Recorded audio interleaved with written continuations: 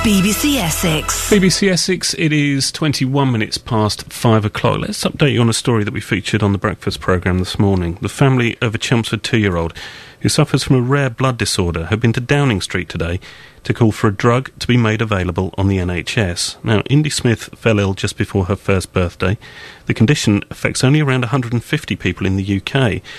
Now, currently, she's getting a drug and is reacting well to it. It's part of a 2-year trial, but it's not available yet on the NHS. Well, Indy, who's fast asleep at the moment, along with her mum Clare and dad Gavin, join me in the studio now. It's obviously been a busy day for Indy. How have you two been today? It's not been too bad, yeah. It's been a long day. Just took it out on Indy. But, yeah, we took the petition today for Lord Howe. We're hoping Lord Howe will reverse his decision and make the drug available for everyone suffering with AHUS. Because there's a lot of people that are not on it like Indy and are on dialysis, which is just it's no quality of life for them. When you were up in Downing Street today, did you get the feeling that people were listening, people were taking you seriously? We've had a lot of following, yeah. We're getting a good public backing, yeah. There was people there getting behind us, so hopefully we can keep the momentum going and get a good following. Just for people that missed it this morning, this condition is incredibly rare, isn't it? Tell us more about what it is and the problems it causes. It's a blood disorder she's got. It's very rare, and it affects mainly affects her kidneys as well as other organs. So she had kidney failure. And the drug that she's been on, this new. Is it wrong to call it experimental? It's very new, though, isn't it? It's been researched. The government set up a committee to research it for 2 years, Agnes, and they've looked into it for 2 years. They were happy with it. We thought she was going to get it in January, but Lord Howe has overruled it, and he's putting it to another committee, which they're not even going to look at it till December, and that'll probably take another year. So that's 2-3 years before people are going to get it. And it's actually available for a different illness, a similar one to AHUS. So it's not as if they don't know the effects of it. They know it's safe to give. So it's already prescribed for a different condition? Yeah, on the NHS too, but they're just not giving it to us, which seems a bit unfair to me. Which does seem odd, considering it is such a small pool of patients that it would help. Mm. The difference it made to Indy, can you describe what that was like? Well, yeah, but when she was on dialysis, she was in the bed every day. She couldn't do anything. We couldn't bath her. The quality of life was horrible. But as soon as she was on the drug, within 2 weeks, it turned her life around. We was taking her out, and like when she's dressed and that, and we're out and about, you wouldn't know there was anything wrong with her, to be honest. Really, within 2 weeks, it made that much of a difference? It was within 2 days, really, wasn't it? But then we were home within 2 weeks and back to, leading our life like any other family. Yeah, we're only at hospital. We go to Great Ormond Street every other week, so she's there for one whole day rather than 5-6 times a day. But once it's available on the NHS, it will actually be able to be given to her at home, so it wouldn't mean going to hospital at all.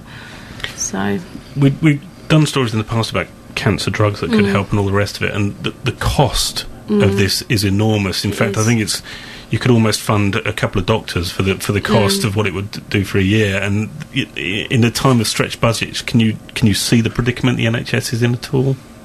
You can, but I can't see how you can put a price on like a young girl's life. That doesn't make sense to me. Is there any other form of treatment? Anything else? There's plasma exchange, where they take the blood out, clean it, and replace it, but that actually would cost more in the long run. So that would be more expensive. That would be more expensive. Over the year, that would cost roughly around 400,000. So it just don't make any sense to me.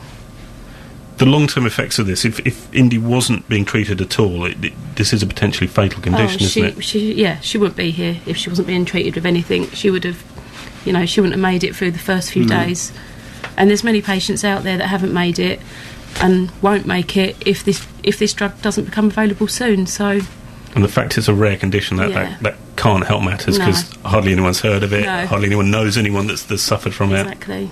That's probably got a lot to do with their decision as well, because, like you say, no one's heard of it, so it doesn't it's not in the mainstream, it doesn't affect people. Difficult getting a big pressure group together if there's only yeah. 150 sufferers, isn't it? That's right, yeah. But with only 150 sufferers, we've actually had an e-petition running with nearly 7,000 votes already. The paper petition we took today had 3,000 signatures, with more to come.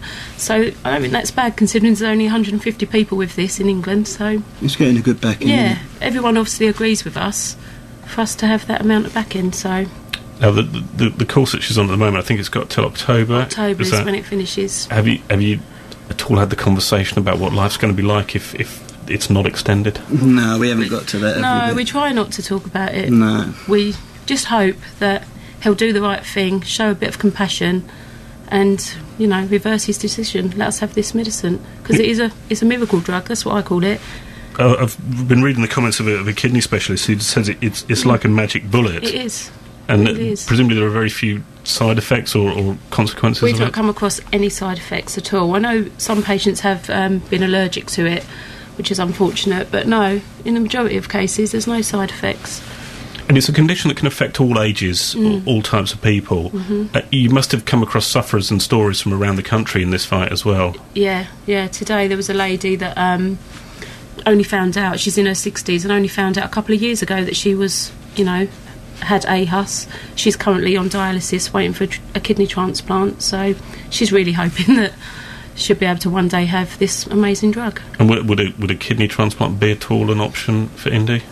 If it come to that, if we don't get the drug and she went onto the plasma exchange, eventually she may need a kidney, but the kidney wouldn't work because the disorder's in her blood, not the kidney, so it would attack a new kidney. But with the drug, it will make it work. And again, the question of cost comes in as well. You think of the cost of a kidney transplant and all the rest of it. Yeah, exactly. So where does the fight go from here now? You've been to the top, you've been to Downing Street. Where do you go from here? We're on mainstream telly, we should be on Sky Thursday, so we're getting it to a wider audience. So we're just going to keep pushing. On with the e-petition.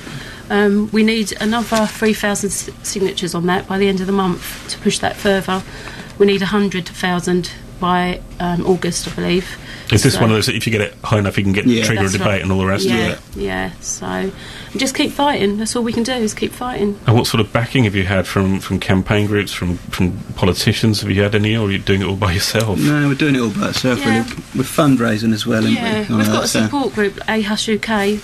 They've been brilliant. They're the ones that have done most of the hard work, and we're just doing everything we can to support them. Doing our own thing, really, as well. Yeah, we've been fundraising just in case nothing happens and we have to fund it ourselves. Not that we could raise it. No, not £250,000 or so, isn't it?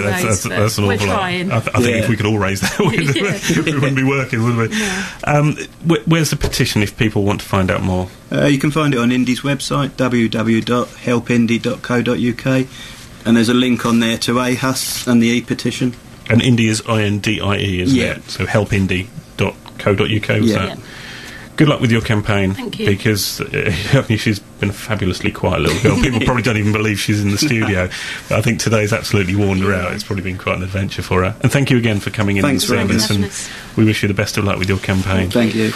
That's Claire and Gavin and a very silent Indy Smith sitting there as well. They've been up to Downing Street today to take the fight for this drug to be made available for this condition on the NHS. As we heard, it's an expensive drug, but one specialist describing it as a magic bullet, an absolute miracle cure.